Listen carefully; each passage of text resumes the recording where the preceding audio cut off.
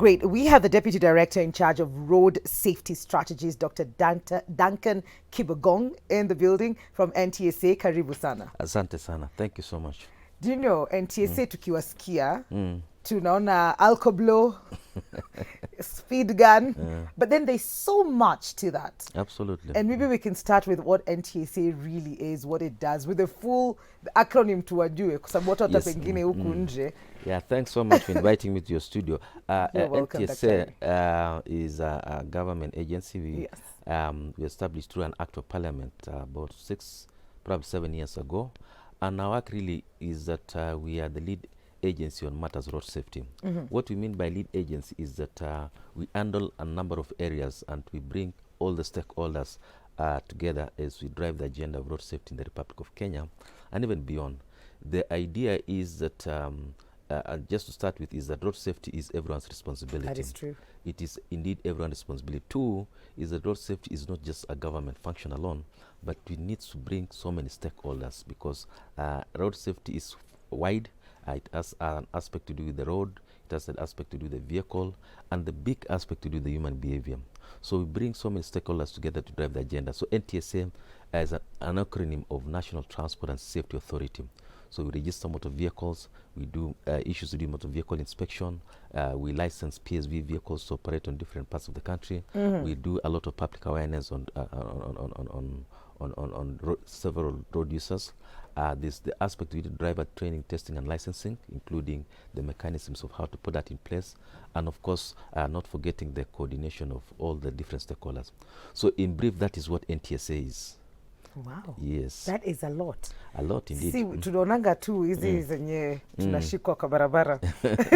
But then again, yes. As much as we're talking about the responsibility that NTSA has, we cannot ignore the responsibility that we have and some of the things that we need to do as human beings to change our behavior when it comes to road safety.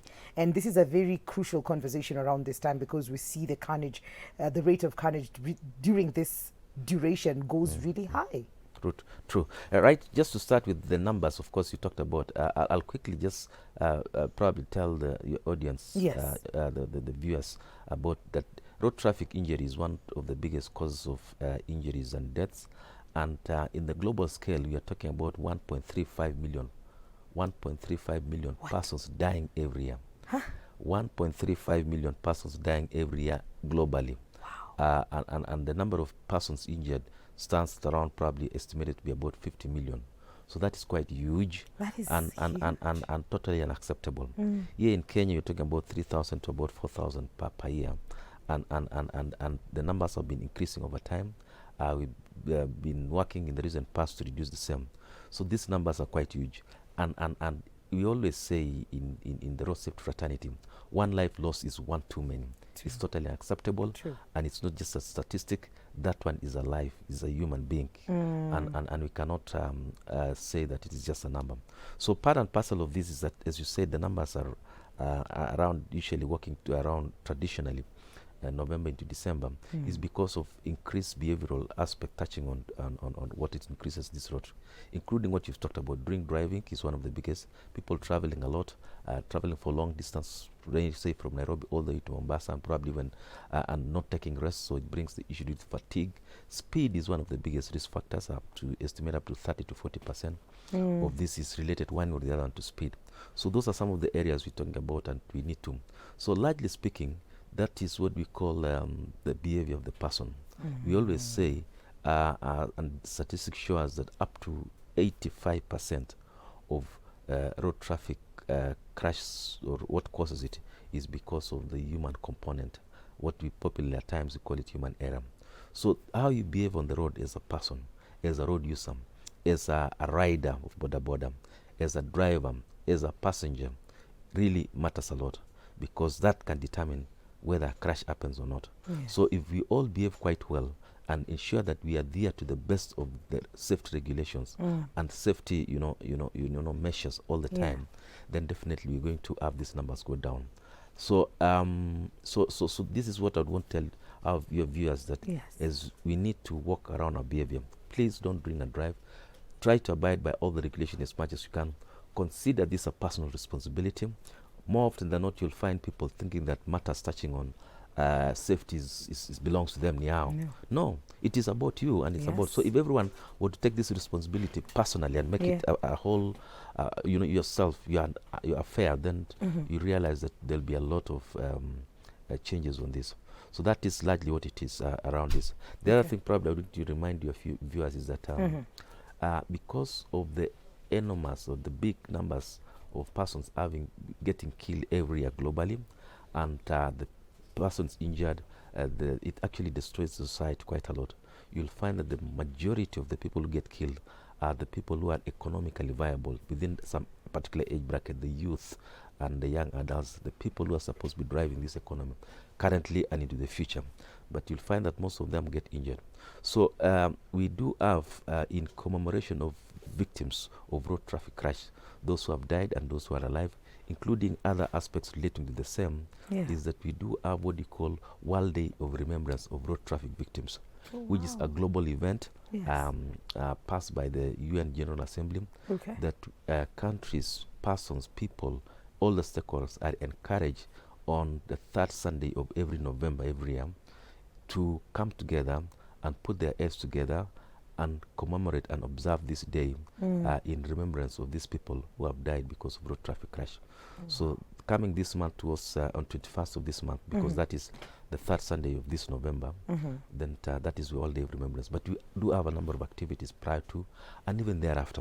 It's just to remind us that this is preventable. Road traffic injury, road traffic crashes, road traffic, what you call accidents, are totally preventable, because statistics, we've had countries and we've had evidence that indeed this is not just something which is which you cannot do anything about. It's totally and fully preventable, and it is within our hands as Kenyans and as road users to handle it. Great. Yes. Earlier you mentioned borders, and we can't have this conversation and ignore that there's also a very rising number of injuries that come around because of the border, and some of the issues that have come about is because probably hawaendi shule to study this, to get their license properly. Nikiona karanja hapa nje ananifunza kuendesha, mi kesho naingia kwa barabara. What is being done about that? Right, yeah. I'll go slightly back. That indeed border is an emerging problem. Yes. It's an emerging source, concern. And if you check statistics, that currently border is increasingly becoming almost the top road user category in terms of deaths or fatalities on the road. Well, that means that if you check statistics way back, it was not a big problem, probably 10, 15 years ago. But over time, because the numbers of riders the number of border vehicles are increased, and coupled with the number of factors, is what you're saying, that majority of them have not been trained over time because of the big numbers and the fact. So what we are doing as a government is that we do have that recommendation, and we are beginning to work with the National Youth Service, amongst other stakeholders, to work towards training this sector in terms of training for purposes of licensing, but not actually the license part. It's what we want to do is that we really want to have these people have a better behavior on the road. Remember what I said before, majority, or rather the biggest contributor of road traffic crashes is behavioral aspect, or the human aspect. One being not being trained and not able to understand how to ride and follow the highway code properly. So yes, so that is a program we're working around, including sensitizing the same, and even working towards putting them into circles, just like we do it for PSVs. Oh, we're going to be having that as well. Yes, for the borders. Yes, we are working. Because I think it's sort of like changed the whole scene when the matatus got into these spaces. Yes. Sort of like streamlined them in a way. Correct, because it brings an aspect, we call it self-regulation. So if you are in a group of 100 or so, then you know that who is operating where, you know which vehicle or which border is operating where, and the aspect about even capacity building comes into it, whereby you can now say that these people are trained, and it brings whole different dynamics around the same. So border, yes, it's a challenge. It's something we recognize as a government, and all the stakeholders, including the media. Of course, we see a lot of reports about this sector doing a lot of being used for different purposes. But the idea is that it's something just going to be with us, but we need to make it more, we regulate them more, and this is something we've noticed.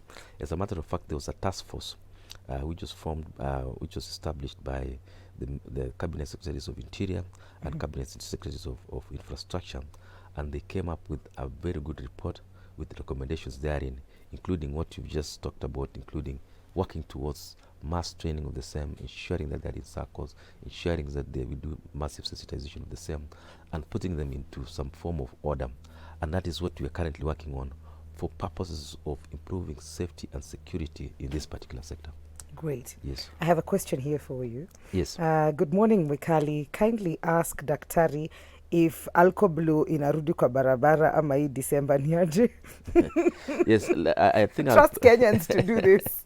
I'll put it this way. Yes. That that is no secret that, of course, government is working with stakeholders to ensure that Kenyans are safe. Yes. So definitely that will be there. But the other way around is, do you really have to have someone chasing you around? Chasing you around. And we keep on saying that this is a personal responsibility. Yes. So we cannot, in fact, more often than not, that is, we should not rely on government to chase you around. The question I see from that is a situation whereby someone would want to know whether you'll be there or not because people want to party. But the other way around is, you need to be responsible over your life. When you are involved in a crash or you kill someone else, it is your NTSA or government for that matter will be there, and it will be there for the longest time. It is not going to go anywhere. But you play around with your life, you joke around, you misbehave, and you kill yourself or you kill other persons or people you love, then that is it. So let's work around that, but definitely we have a plan around the same, working with the National Police Service and other stakeholders. Yes. That's true, because sometimes it's not you who's drunk, it's somebody else who's drunk. Yes. And we're sharing these roads together. And then they cause an accident. Yes, so you end up getting injured. Yeah, they're not able to do that for themselves. Yes. But Daktari, you mentioned that we as humans and our behavior is one of the biggest causes of road accidents. Yes. But when we talk about us as people, yes, especially Kenyans, what would you say is the biggest cause for us as humans? Because we've already established tuko pale juu kabisa. It's not the roads, it's us. Yes. So what is it about us? And what are some of the things that you'd like for us as Kenyans to improve? Correct. Especially tukiwa kwa barabara zetu. Yes, so when the human aspect, which of course contributes to road traffic crashes, are the major risk factors, and I think I'll mention them. One is speed. Okay. Speeding is something, as much as you have a vehicle, it's you who decides what speed you're going. We, of course, working around enforcing the same, but we cannot be everywhere all the time. But the other way around is that we should not even be anywhere in the first place. You should be doing it, controlling your speed, and the limits are known. And apart from just the limits being there alone, is even working towards having safe speeds. Even if, for example, the road is slippery and the speed posted is 80 kilometers per hour, you should not be doing 80 just because it was posted.